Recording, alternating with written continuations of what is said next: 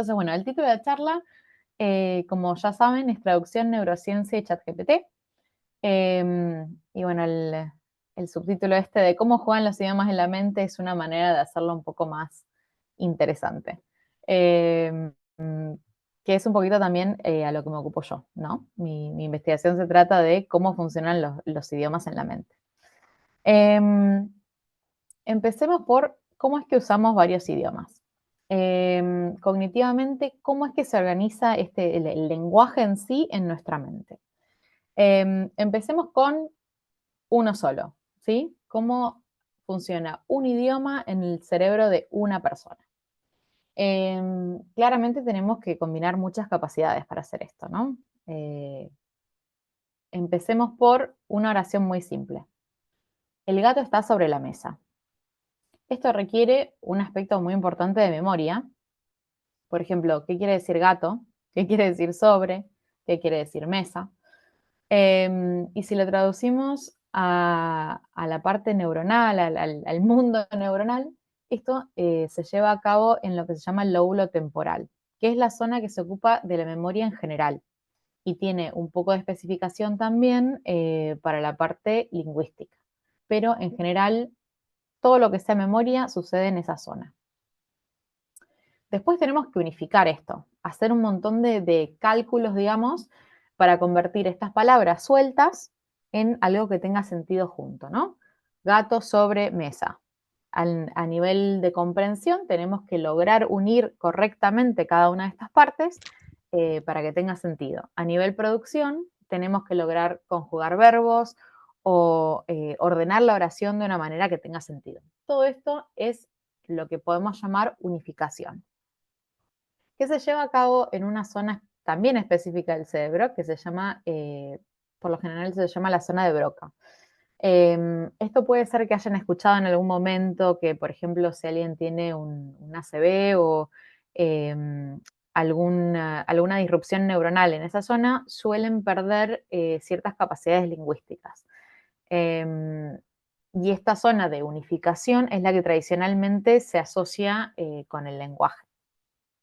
Por último, hay lo que se llama control, por decirlo de una manera, que sería la parte más eh, compleja de esto, que hace, toma lo lingüístico y lo une con otras cosas. Por ejemplo, ejerce atención en lo que estamos diciendo o en lo que está diciendo el otro, inhibimos ciertas cosas para poder prestar atención, para poder entender el mensaje y para poder coordinar con una respuesta. Todo esto sucede en la zona frontal, ¿sí? O sea, la parte frontal del cerebro.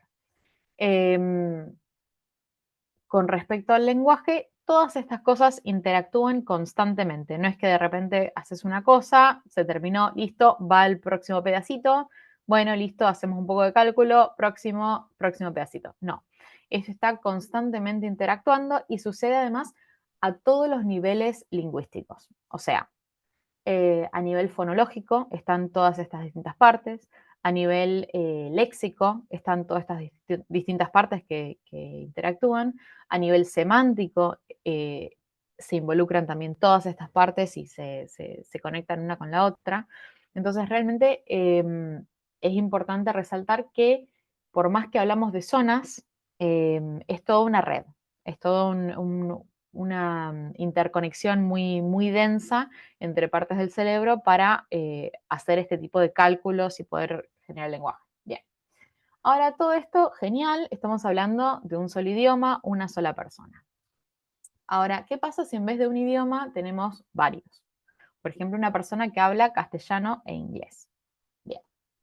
¿Cómo conviven estos idiomas en la mente? Ya un poco más abstracto, no necesariamente a nivel neuronal, porque a nivel neuronal tienen mucha superposición, pero ¿cómo es que se organizan a nivel cognitivo?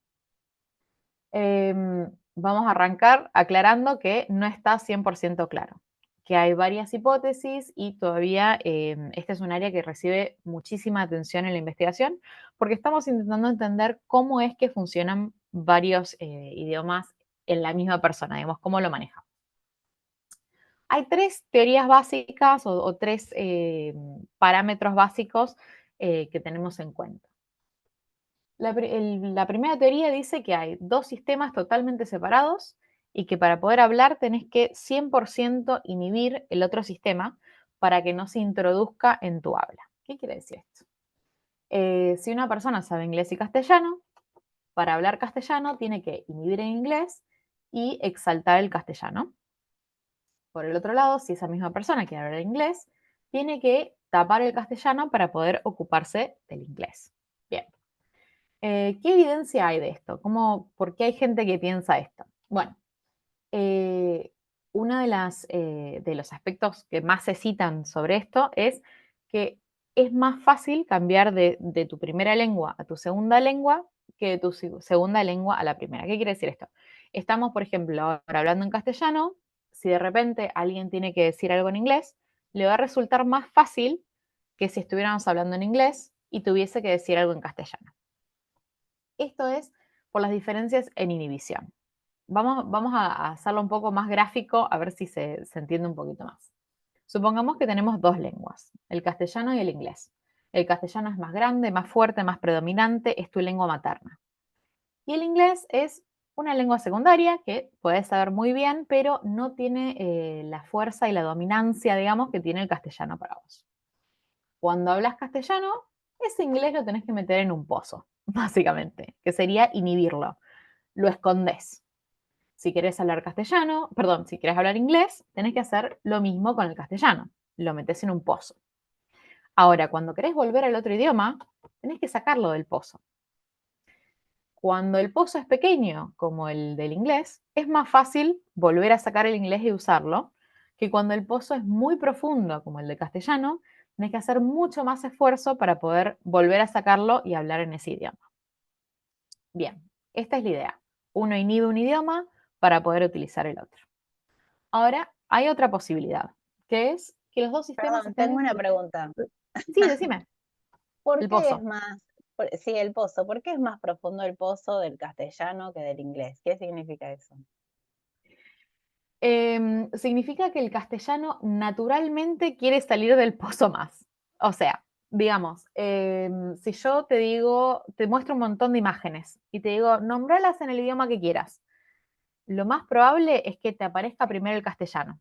¿Por qué? Porque es el idioma que tenés más fuerte, es el que tiene más representación en el cerebro, es el que requiere menos esfuerzo, es el, digamos, el idioma por defecto, por decirlo de alguna manera.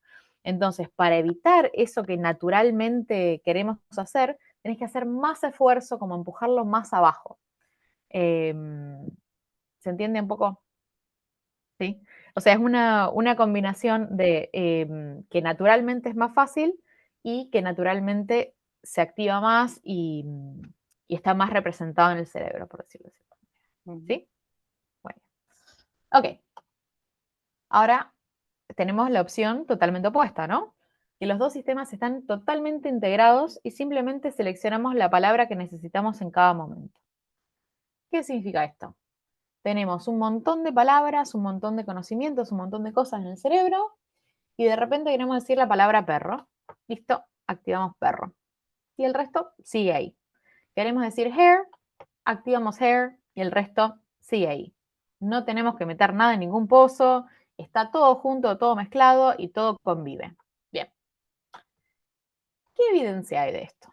Bueno, por un lado, creo que todos hemos tenido la experiencia que de repente estás hablando y no te sale una palabra, pero te sale en otro idioma y no te sale en castellano, por ejemplo, y te sale en inglés y no hay manera. Bueno, eso significaría que están todas muy juntitas las palabras, porque si estuvieran en dos sistemas separados, no habría chance. Ahora, por ejemplo, de repente conoces a alguien que habla en Spanglish y le entendés perfectamente. O sea, sí, te toma un tiempo acostumbrarte, sí, es más difícil que alguien que habla exactamente igual que vos, pero se entiende. O sea, no es que desapareció el otro idioma. Bien. Y por último, podés hacer code switching. O sea, podés integrar palabras de otro idioma en el idioma que estás hablando. Todo esto nos lleva a pensar que están bastante juntos. Ahora, existe una tercera posibilidad, que es que en realidad no está todo totalmente separado y no está todo totalmente junto, sino que hay cierta superposición y las cosas que son parte del mismo idioma están más juntitas y más asociadas. ¿Qué quiere decir esto?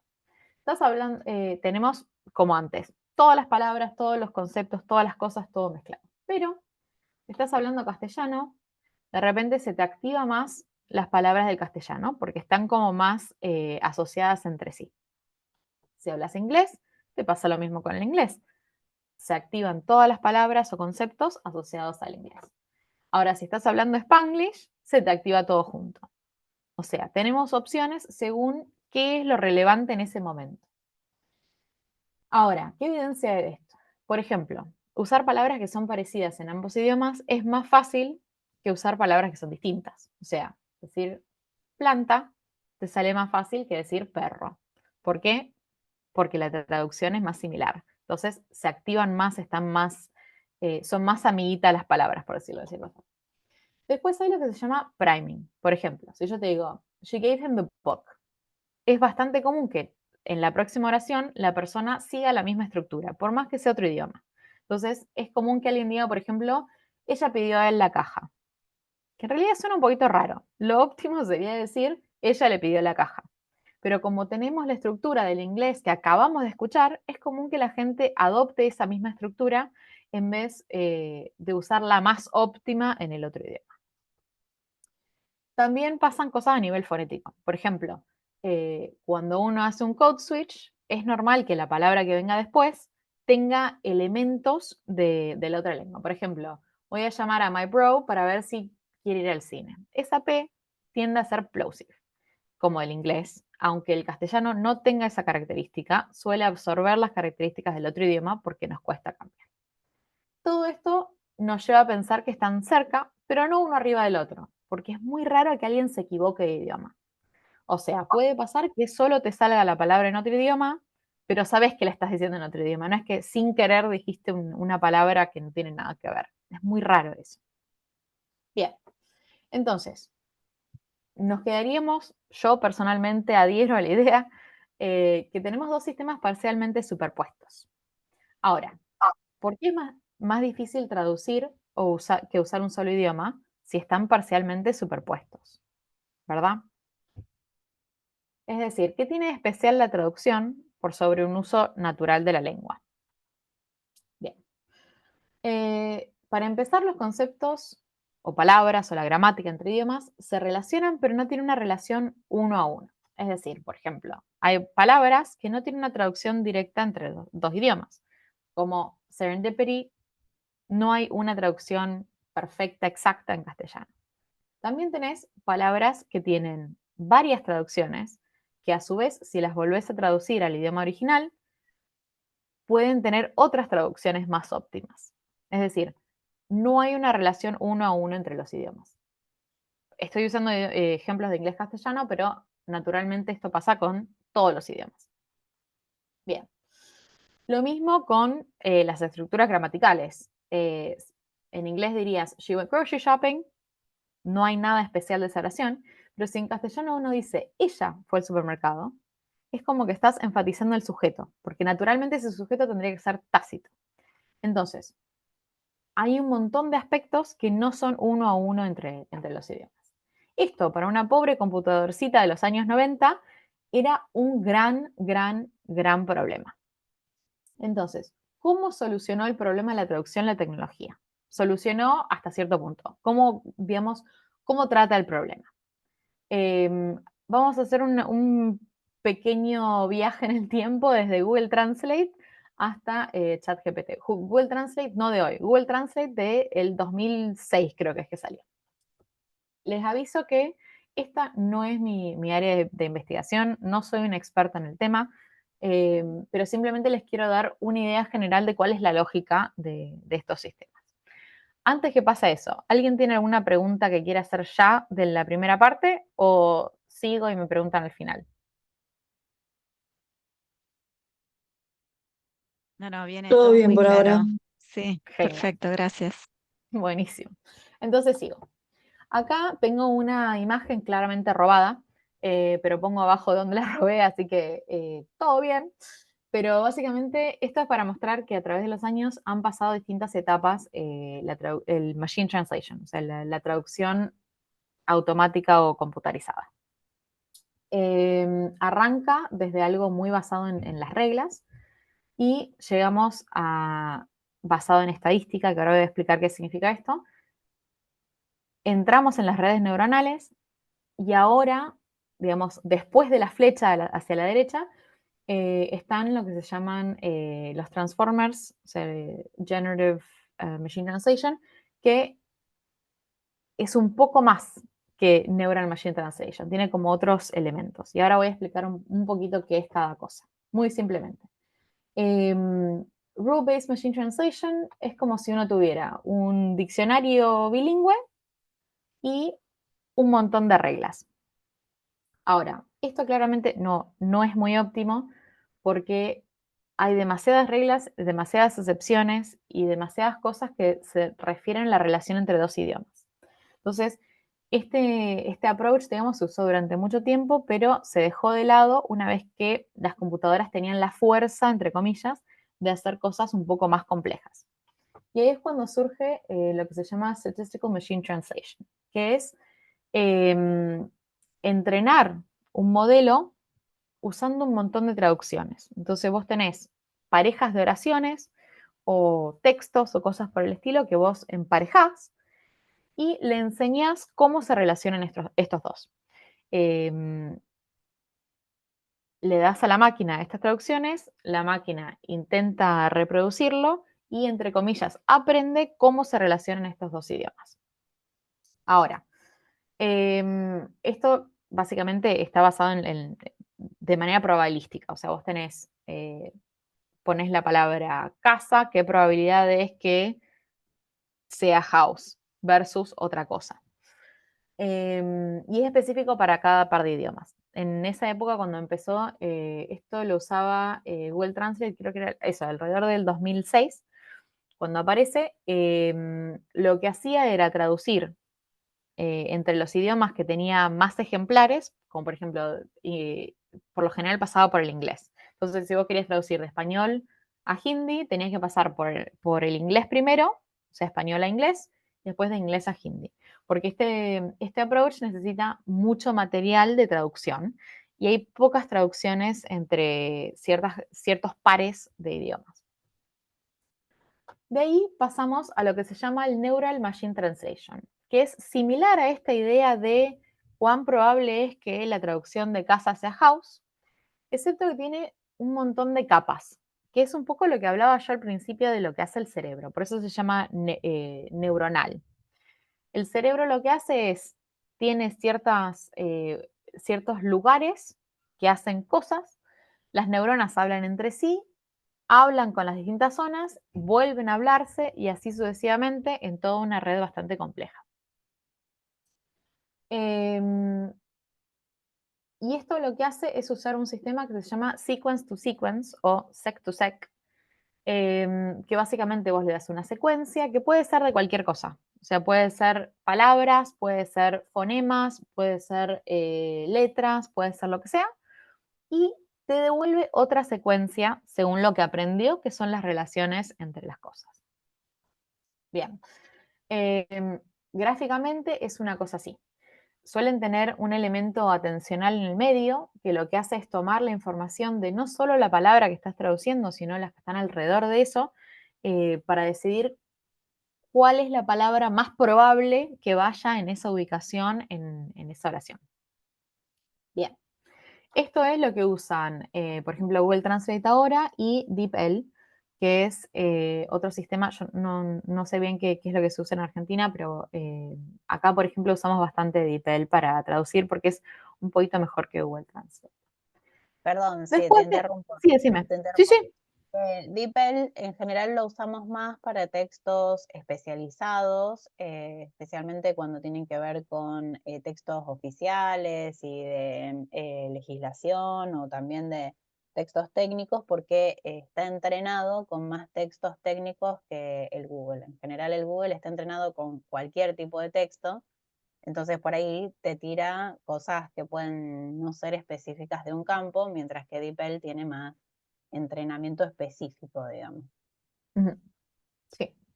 Pero te pregunto, hablando de entrenamiento, ¿cómo se Decime. entrenan las traducciones neuronales?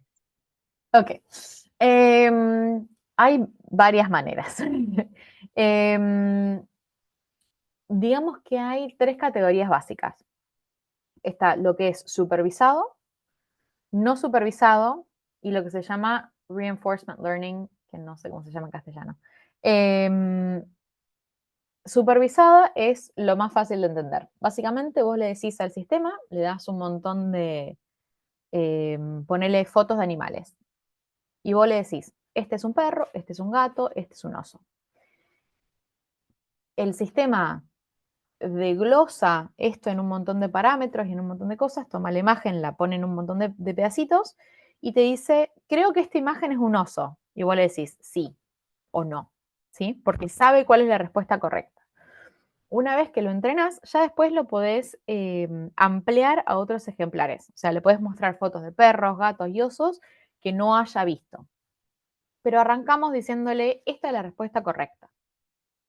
Por lo general, esto son clasificadores muy específicos o regresiones o cosas por el estilo.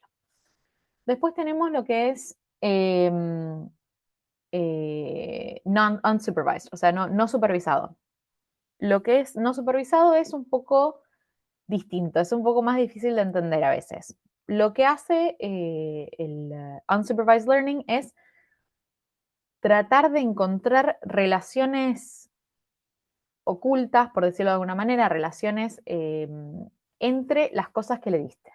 Entonces, eso, por ejemplo, te puede crear categorías el sistema mismo y ese sería el output. Vos le das cosas y te dice, esto es este grupo y esto es este otro grupo. Te crea como clusters. Y después está lo que se llama reinforcement learning. Eso es un poquito más complejo de explicar, pero por decirlo de alguna manera, lo que importa es lo que pasa al final. Y después el sistema va hacia atrás modificando cosas para optimizarlo. Por ejemplo, supongamos que vos estás entrenando un sistema para jugar ajedrez. Vos no le vas a decir en cada etapa está bien o está mal lo que hiciste. Pero el sistema va a ganar o perder. Y según si gana o pierde, va a modificar lo que hizo antes. Entonces, por ejemplo, el caso más famoso de esto, o uno de los primeros casos también, es un sistema que juega al ajedrez que le ganó a uno de los mejores jugadores de ajedrez del mundo. ¿Cómo lo hicieron? El sistema se entrenaba solo, básicamente. Jugaba al ajedrez con sí mismo y veía quién ganaba. Y según quién ganaba, iba para atrás y modificaba el tipo de movimientos que había hecho.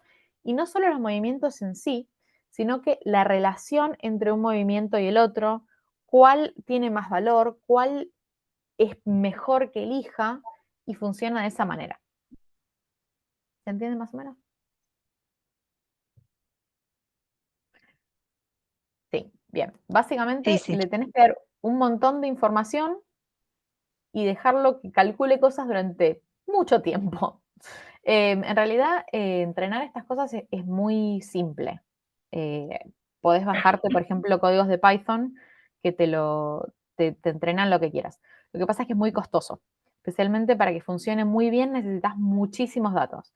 Por eso hay sistemas que vos podés bajar pre-entrenados. Por ejemplo, eso que yo decía antes, que dice ahí sec to sec, esto te podés bajar cosas entrenadas y usarlo para tus datos, para lo que vos quieras. O sea, podés adaptar lo que usa Google Translate para otro propósito. Bien. Entonces, ¿alguna pregunta más de esto? No sé si todo el mundo sabe lo que es Python. Ah, perdón. Python es un programa un lenguaje de programación. Entonces, vos ponele, si estás usando el Internet, tu navegador está escrito en un idioma. que dice dónde tiene que aparecer la imagen, de qué tamaño, cómo se tiene que ver, y ese lenguaje, por ejemplo, se llama HTML. Existen otros. Por ejemplo, los videitos suelen estar en lo que se llama JavaScript. Y Python es uno en particular que solemos usar mucho los investigadores, que se usa bastante para las cosas de Machine Learning, que está un poco optimizado para eso. Pero existen otros más, que eso si quieren más adelante les puedo hablar un poco más si les interesa. Bien. Buenísimo. Excelente. Gracias. Entonces, esto último, Generative Pre-trained Transformer, es lo que es GPT. Eso es lo que significa GPT. Por eso ChatGPT usa esto. Usa un sistema preentrenado con transformers. Para dar una explicación simple, acá la gran diferencia, por ejemplo, entre Statistical Machine Translation y Neural Machine Translation es que en lo estadístico vamos de lo rojo a lo azul, con poco entremedio, básicamente un cálculo muy simple. Cuando empezamos a hacer Neural Machine Translation o Machine Learning, Deep Learning en general, lo que pasa es que hay más etapas, ¿sí? Hay más capas entre medio. ¿Qué son esas capas? Nadie sabe. Es magia. Que eso es parte de la parte más, digamos, más, entre comillas, dudosa del Machine Learning. No tenemos 100% en claro qué es lo que hace. Como ven ahí, dice hidden 1, 2, 3. Son todas etapas que están ocultas. El programador tampoco sabe qué está pasando en esas etapas. El programador simplemente lo que puede decir es, hace más o menos etapas. O usa este tipo de método de prestar atención, que es en realidad lo que es el transformer. El transformer es una manera de decirle al sistema qué parte prestar la atención, a más cosas, a menos cosas, cómo optimizarlo. A eso se refiere lo de transformer. Bien, ahora, conceptualmente, ¿cómo funcionan los traductores como DeepL o Google Translate? Lo que hacen es toman tu oración, la convierten en lo que se llama un vector de valores. Un vector es simplemente una lista de valores. Y esto es como si, imagínense que es un idioma imaginario. Un idioma imaginario que es igual en todos los idiomas, básicamente. Y de este idioma imaginario toman esos valores y buscan lo más similar en el otro idioma. Por ejemplo, crean estos espacios en los que la relación entre hombre y mujer es igual a la relación entre rey y reina. Es como si básicamente tomás, rey es hombre más realeza, por ejemplo, o algo por el estilo. O rey es reina más hombre. Tienen este tipo de relaciones. Y eso no solo con el género, sino con cosas como la conjugación de verbos o relación país-capital y cosas por el estilo. Entonces, este tipo de relaciones son bastante similares entre idiomas. Entonces, si vos tomás king y queen, esa relación es muy similar a rey y reina.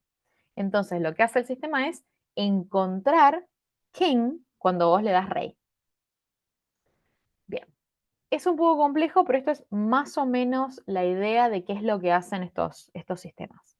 Perdón, La- habías dicho que el sistema, ¿qué es lo que hace? Que encuentra, lo que o sea, encuentra es, esas relaciones dijiste que son similares entre idiomas, ¿no es cierto? ¿Y el sí, sistema qué encontraba? encuentra la palabra que tiene esa misma relación en el otro idioma. O sea, Perfecto, gracias. acá como ves, se entiende que tenés el rey acá, king y rey van a estar en un lugar más o menos similar en el espacio lingüístico, por decirlo de alguna manera.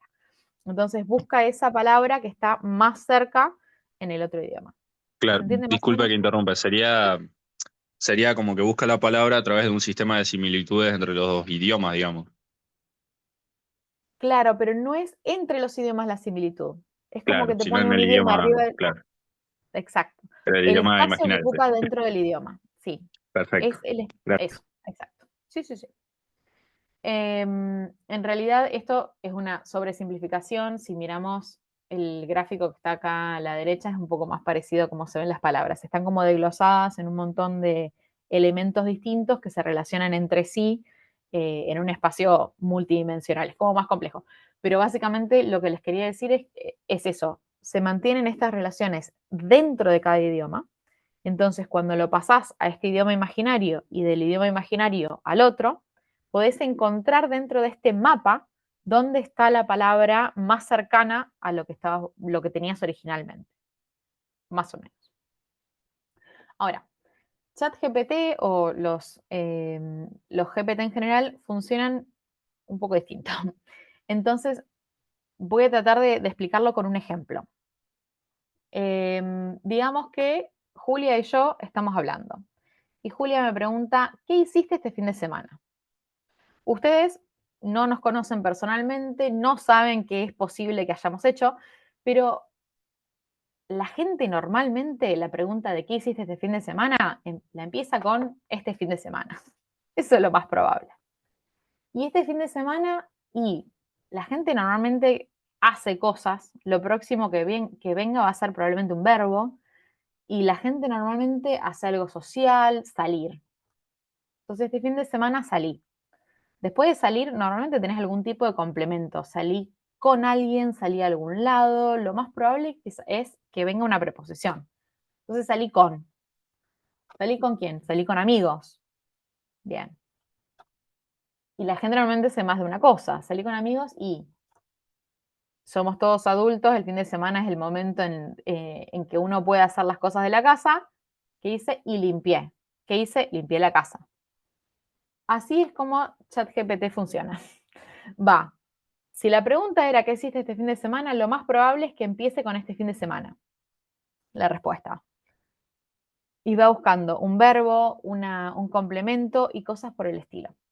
Entonces lo va armando pedazo por pedazo de una manera como probabilística, que es lo más probable que venga después. Pero está generando cosas, no está tomando una secuencia y macheando la otra. Genera cosas nuevas. Entonces, no sé si han usado ChatGPT, pero van a darse cuenta que por lo general te repite parte de la pregunta que le pusiste. Entonces, esto es como lo de qué hiciste este fin de semana. Este fin de semana, y eso tiene que ver con la probabilidad de empezar una respuesta con contenido de la pregunta, porque toma en consideración todo el contexto de la información que le das. Bien. Bien. Perdón, te Ahora, interrumpo. sí, no, decime. ¿Sabes si la probabilidad es en general o es dentro de ese mismo idioma?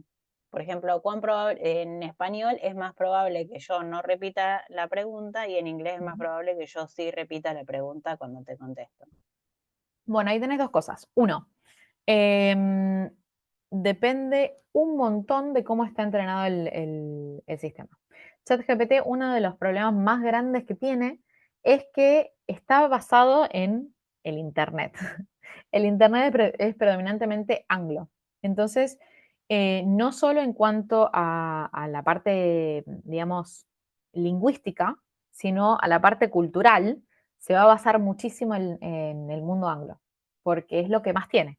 Entonces, no va a cometer el error de decirte, ¿qué hiciste este fin de semana? I went to the movies, pero sí te va a cometer el error de encajarse en el mundo anglo, por decirlo de alguna manera, porque es lo que más tiene, simplemente. Bien, ahora, básicamente ChatGPT lo que hace es un poquito parecido a lo que yo decía del ajedrez, que lo que hace es buscar el camino más óptimo prestando la atención a todo el contexto. Es un poco difícil de entender, es más fácil entenderlo como ajedrez, ¿no? Porque ganas o perdés y haces movimientos, pero en realidad lo que está haciendo en todo momento es movimientos. Y esos movimientos eventualmente terminan porque lo más probable es que termine. O sea, la probabilidad de la próxima palabra mayor es el punto, ponele. Y se basa en 1,8 billones de parámetros. Es como si vos decís, la palabra casa, ¿es un sustantivo? Sí, no. ¿Es un verbo? Sí, no. ¿Es un adjetivo? Sí, no. ¿Tiene la letra C? Sí, no. ¿Tiene la letra A? Sí, no. Bueno, así, pero 1,8 billones de elementos. Entonces, por eso eso es lo que le permite que sea tan complejo lo que produce y tan, entre comillas, verosímil, porque lo que hace es tomar un montón de información, que si pensamos en realidad, las personas en cierta forma hacemos un poquito eso. Lo que tiene menos ChatGPT es que no es una persona, entonces no tiene una comprensión de lo que hace, simplemente busca lo más óptimo para seguir el último elemento que hizo. ¿Se entiende? Perdón. Sí. Y por estos parámetros pasa, digamos, todo el tiempo que uno le pregunta algo, pasa por todos estos parámetros.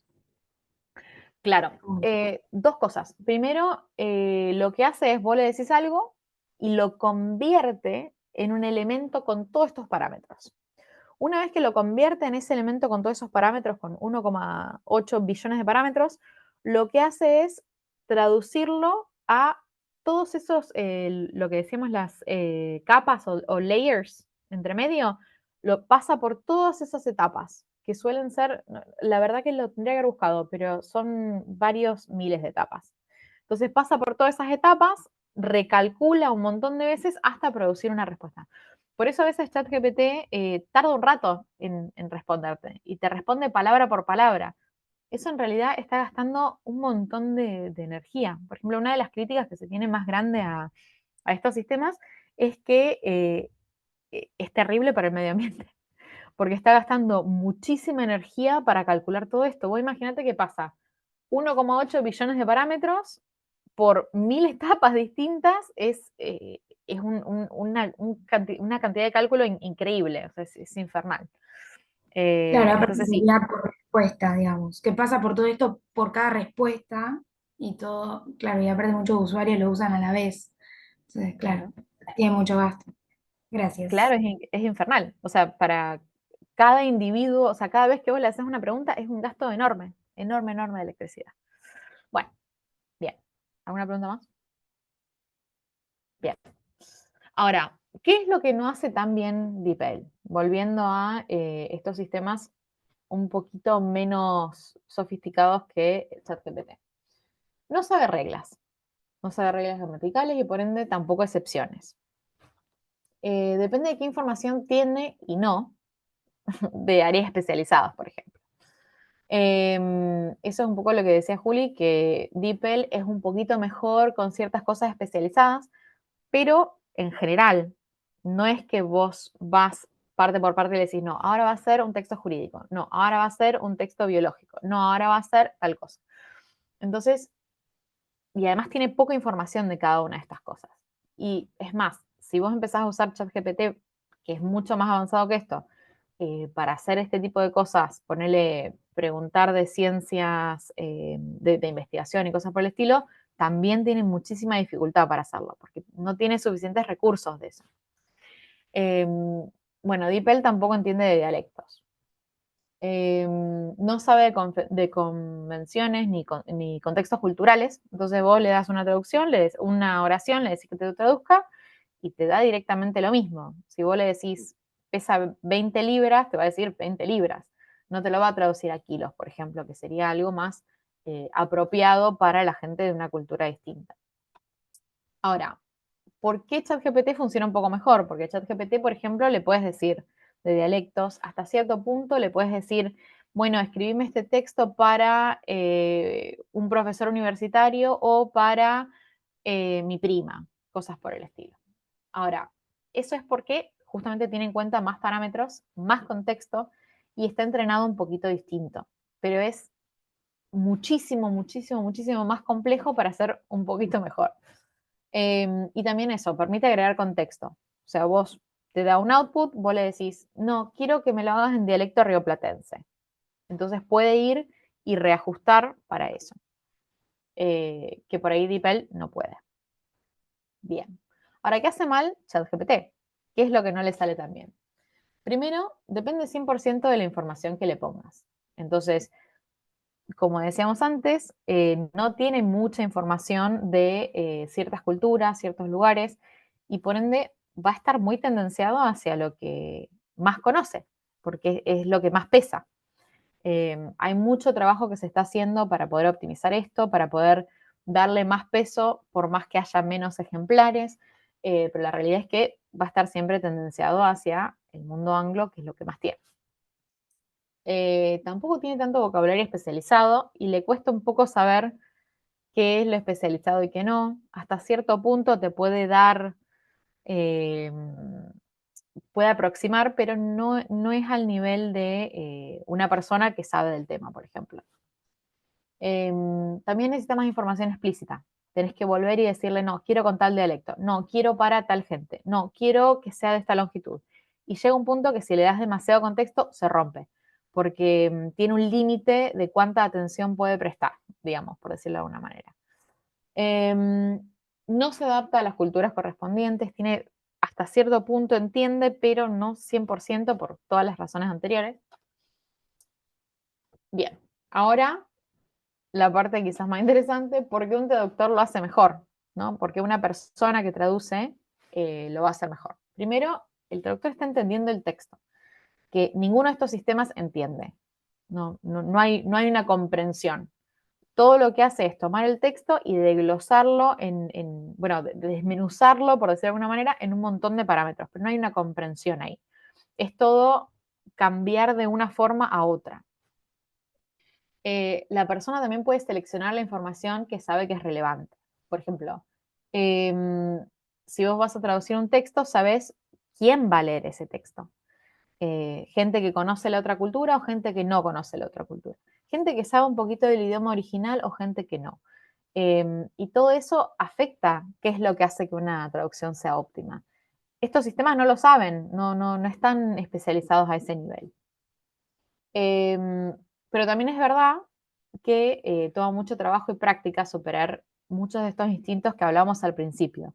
Esta conexión entre los dos idiomas, el hecho de que los cognados o las palabras que son similares entre idiomas todo el tiempo nos vienen a la mente más fácil, el hecho de que las estructuras gramaticales en un idioma afectan un poquito las del otro idioma y nuestra tendencia de tratar de usar lo que es similar entre los dos idiomas. Eso toma bastante práctica y un trabajo muy explícito el mantenerlo separado. Bueno, en conclusión, que ya creo que me pasé un poco de tiempo, pero bueno, espero que haya sido interesante hasta ahora. El cerebro del traductor hace cosas realmente extraordinarias. Manejar dos idiomas, lograr inhibir y prestar atención a lo que corresponde. En realidad el lenguaje en general es bastante extraordinario lo que pasa en el cerebro. Es lo que decíamos recién de la cantidad de parámetros y la cantidad de capas que uno tiene que usar para lograr más o menos imitar lo que hace una persona naturalmente en bastante menos tiempo de lo que lo hace ChatGPT, por ejemplo, porque ChatGPT tarda en pensar, mientras que nosotros producimos la respuesta bastante más fácil. Y por último, seguimos necesitando a los traductores, por lo menos hasta que logremos optimizar estos sistemas al nivel de la persona, ¿no? Bueno, eso es todo para mí. Muchas gracias. Buenísimo. Aplauso. ¿Alguien tiene preguntas? Acá me parece que, a ver. En el chat me parece, a ver. No, había un comentario. ¿Preguntas? Sí, yo tengo una. Perdón que Dale. interrumpí. También, dale. Buen día, primero que nada. Somos 6 en un micrófono, así que cualquier cosa está hablando Luciano. Muy bien. Hola, bueno. Sí, somos varios, por eso, perdón. No, yo tenía una duda con respecto a una de las desventajas de ChatGPT, que dijeron que, digamos, depende 100% de la información que vos le digas. Esto, por ejemplo, puede ayudar, por ejemplo, información fuera del texto. O sea, ChatGPT no puede hacer una traducción pensando en algo fuera del texto, alguna información que ese texto necesite, porque vos se lo tendrías que pedir específicamente. Acá usame este término porque específicamente se refiere a esto otro. No sé si se entiende por dónde va mi pregunta. O sea, como cosas fuera del texto, no las podría Sí. traducir. A ver, dos cosas. Depende de la información que le pongas en todas las etapas. O sea, vos tenés la etapa de entrenamiento en la que vos le das cierta cantidad de información y se entrenen esa información. Y eso es un poco lo que me refería con que está un poco tendenciado hacia ciertas culturas y otras. Eso por un lado. Y por el otro, como decías vos, no es que naturalmente pueda usar información de otros lados. Esa información está aprendida. A ver cómo lo puedo explicar que se entienda más. La información preexistente, o sea, por ejemplo, si vos le estás hablando de el dialecto rioplatense versus el dialecto de Galicia, no es que va y busca esa información. Simplemente cuando codifica esos billones de parámetros, los codifica de una manera o de otra según esa información. ¿Se entiende? Sí, sí. Gracias. Sí, sí. No sé si responde totalmente a tu pregunta. Sí, sí, yo me imaginaba también porque hay veces donde, bueno, no se me viene un ejemplo ahora específico, pero hemos hecho traducciones y por ahí, Sí. por el contexto, hay cosas que en el texto en sí no están, pero por el contexto se pueden, o sea, puede ¿En serio? contribuir a cómo en tu traducción se ve reflejado eso que decís, o sea, y lo expresás de una manera quizás muy distinta a lo que es el original, pero esa idea es por el contexto que envuelve el texto, digamos. Claro, sí. Puede usar, claro, exacto. Puede usar el contexto que vos le das. Si vos no se lo das explícitamente, no lo puede usar. Y también tiene un límite de cuánto contexto puede usar. No sé si han usado ChatGPT para otro tipo de cosas, pero yo hace poco agarré mi currículum y le dije, quiero que me cambies el formato de mi currículum.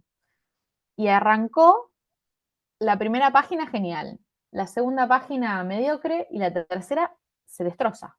No puede más, porque hay un límite de cuánta información puede prestar la atención al mismo tiempo. Entonces, con esto del contexto pasa lo mismo. Hay un límite de contexto que pueden incorporar en cualquier cosa que está calculando. Yo voy a dar un ejemplo. Hay alumnos acá que saben a qué me refiero.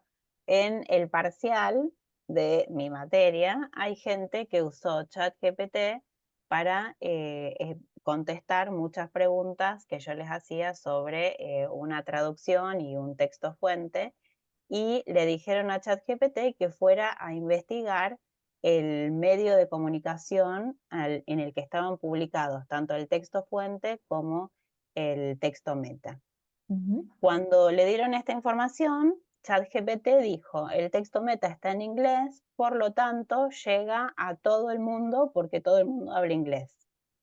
Y el mismo texto, el texto traducido en el mismo medio de comunicación decía, apuntábamos a un público específicamente estadounidense, pero que le interesa a todas partes o sea, que le puede interesar distintas partes, distintas cuestiones políticas internacionales y demás, pero decía estadounidense, estaba escrito en inglés estadounidense y claramente estaba apuntado a un público estadounidense. Pero ChatGPT, ¿qué dijo? Inglés igual mundo, y pusieron eso, y entonces, por más que en el mismo medio decía que no estaba apuntado a todas partes del mundo, sino a un público específico, ChatGPT entendió eso. Es que ChatGPT no googlea. Claro. Bueno, incluso, ChatGPT no tiene acceso. creo que ahora sí, o ahora como que busca algo, no sé, bueno.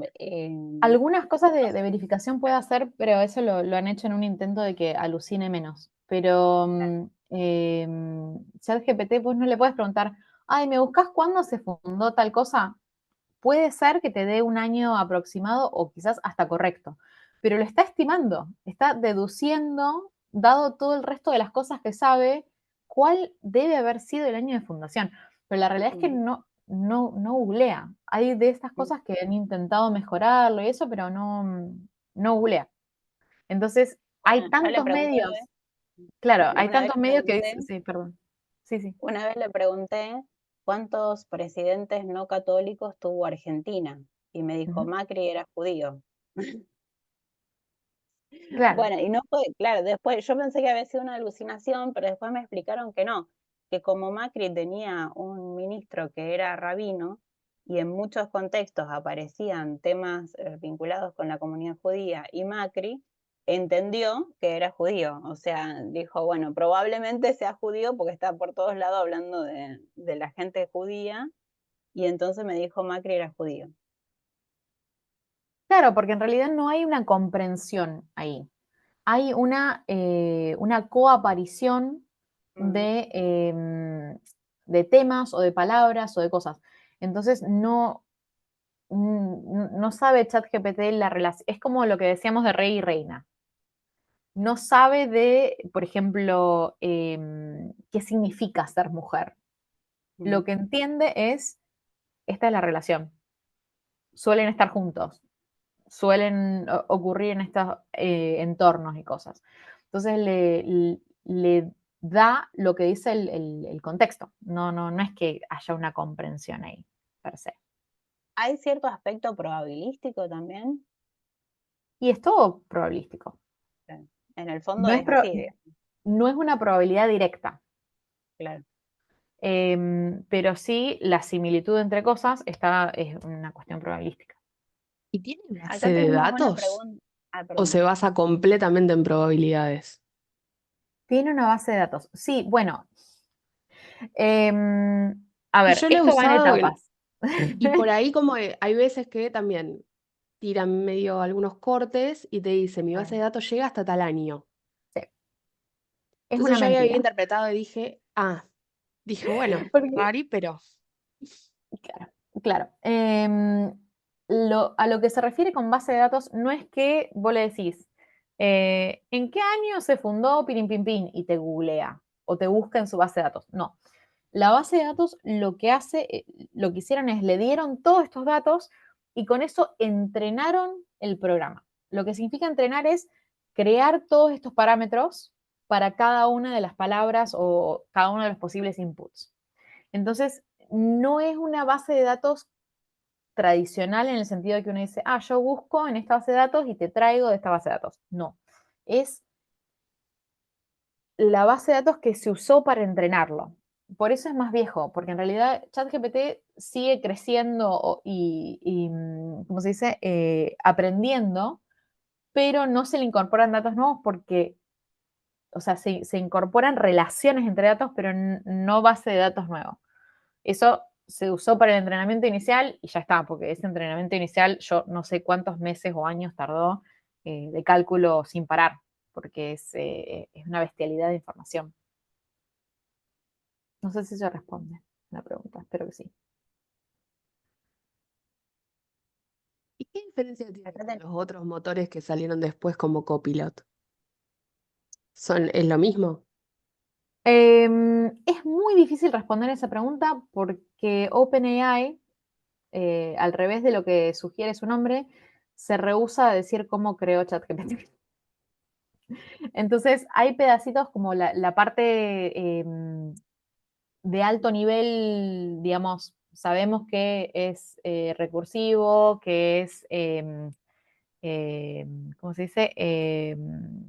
Reinforcement learning, sabemos que tuvo una parte de learning supervisado, etcétera, pero no tenemos 100% en claro cómo es. Y muchas veces las diferencias entre estos sistemas tienen que ver con el entrenamiento inicial. ¿Cuánta información le pusieron en ese entrenamiento inicial? ¿Se entiende? Gracias. Acá Creo tenemos que una pregunta en el chat. eso te iba a decir. Muy bien. Sí. Dice, me gustaría saber si consideran que el aprendizaje de Neural Machine puede llegar a estar intrínsecamente ligado a la computación cuántica.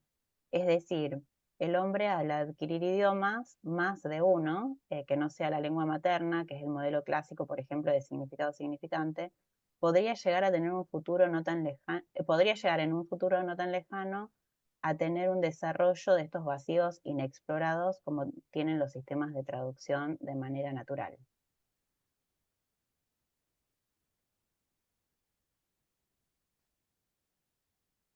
Desarrollo de los vacíos inexplorados.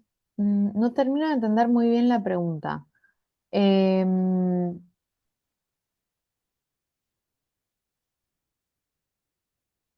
Yo creo que hay como dos partes quizás, ¿no? Uno que tiene que ver con la relación con la computación cuántica y otro que tiene que ver quizás más con algo más filosófico, podríamos decir, o también biológico en cuanto al aprendizaje propio del ser humano, ¿no? La Me dice- computación cuántica, la verdad que yo no conozco muy bien cómo funciona ni qué es, no sabría decirte. Em, pero, ¿y la segunda parte que dijiste? La primera, la computación cuántica, y la segunda que dijiste. Dice, si una persona, un ser humano, al adquirir más de un idioma, no solo su lengua materna, sino otros idiomas, podría llegar a tener en un futuro no tan lejano un desarrollo de estos vacíos inexplorados, digamos, en la relación, entiendo yo, entre estos idiomas que están explorándose a través de las máquinas, digamos que las máquinas sabemos, entendemos un poco más esas relaciones y quizás en el ser humano no. Entiendo yo que esa es la pregunta, ¿no? Sí, yo daría una respuesta como medio ni. Yo creo que lo que hacen las computadoras es sumamente ineficiente. O sea, lo que hacemos nosotros es muchísimo, muchísimo, muchísimo más eficiente en términos energéticos, en términos computacionales, en un montón de términos. Y hay un montón de investigación que se basa en entender eso, cómo es que nosotros optimizamos los sistemas para no gastar tanto. Sí es verdad que la gente que sabe más idiomas, que tiene distintos tipos de experiencia, porque esto se extiende a todo tipo de cosas, ¿no? La gente que estudia filosofía, la gente que estudia biología, la gente que estudia cualquier cosa en profundidad, te da una capacidad de abstraer del el contenido que naturalmente es bastante difícil. Y es común que la gente que sabe varios idiomas tenga bastante conocimiento de lo que se llama metalingüístico. O sea, más allá del idioma, de cómo funciona el lenguaje en general. Eso sí es verdad. Pero me parece que eso, que es una pregunta compleja que no hay una respuesta clara. Y retomando un poco esto que acabas de decir, que nos vamos haciendo expertos de alguna manera en nuestras áreas de estudio, vos en otras ocasiones hablaste de qué significa ser experto en traducción. ¿Podrías contarnos un poquito brevemente qué es ser experto en traducción y sobre todo también en interpretación? Porque veo acá varias intérpretes, sobre todo docentes de interpretación. ¿Decís a nivel cerebral / neuronal? Sí. Sí. Para el cerebro, lo que significa ser experto es usar menos esfuerzo. Básicamente tenemos, por ejemplo, una zona en el cerebro que responde únicamente a caras. Y durante mucho tiempo la gente pensaba que era solo caras. Y resulta que si agarras a alguien que es enamorado de los autos y se sabe todas las marcas, todas las cosas, se activa la misma zona. Entonces, básicamente, para el cerebro, ser un experto es tomar una zona especializada y disminuir la cantidad de esfuerzo que requiere hacer eso. Entonces, por ejemplo, yo antes decía que un idioma te ocupa más cerebro o activa más. En realidad es al revés, por decirlo de alguna manera. Tu primer idioma lleva a menos activación que tu segunda lengua, porque es más esfuerzo la segunda lengua. Y básicamente eso, lo que es para el cerebro ser un experto es hacer menos esfuerzo. ¿Qué es lo que no están logrando todavía estos sistemas informáticos, ¿no? Que buscan hacer menos esfuerzo, pero hacen muchísimo esfuerzo para lo mismo que digamos, podría haber, intuimos que podría haber otras formas más fáciles, más eficientes, digamos. Sí, Sí, sí, sí. Hay atajos, hay maneras de saber a qué punto te conviene cortar y decir esto ya está bastante bien. Todo eso es un poco más, es un poco más complejo de lo que alcanzamos a entender hasta este punto. Y mucha de la investigación, especialmente en psicolingüística que se está haciendo, tiene que ver con eso. ¿Por qué cometemos errores y qué nos dicen esos errores de cómo optimizamos? Porque si estuviera todo 100% todo el tiempo, nunca cometerías ningún error. Y sin embargo, cometemos muy pocos errores. Entonces es como un poco entender ese ida y vuelta entre los errores y el tratar de hacer todo perfecto, ¿no? ¿Alguien más tiene preguntas? Ahora, si quieren, si tienen alguna pregunta en general, yo no sé si en qué nivel de la academia está cada uno, si tienen alguna pregunta en general, o mi background, o de distintos estudios que hago, o de cosas que no sean necesariamente relacionadas a lo que acabo de decir, que les haya interesado, que les haya surgido, pueden preguntar también. O si Pueden quieren saber preguntarme un de poco dónde más trabajo, sobre la etcétera. investigación, claro. Sí, Porque Antes bueno, de que continúen sí. con las preguntas, porque tengo que retomar mis tareas, sí. quería volver a agradecer a Cortes, a Candice por su tiempo, por compartir con nosotros sus conocimientos. La verdad fue interesantísimo. Me llevo un montón de notas y momentos. Creo que a todos los que estamos presentes resultó de la misma manera. Gracias, ¿verdad? Por compartir de todo el presente. Espero que nos Bueno, volvamos a muchas ver gracias. pronto.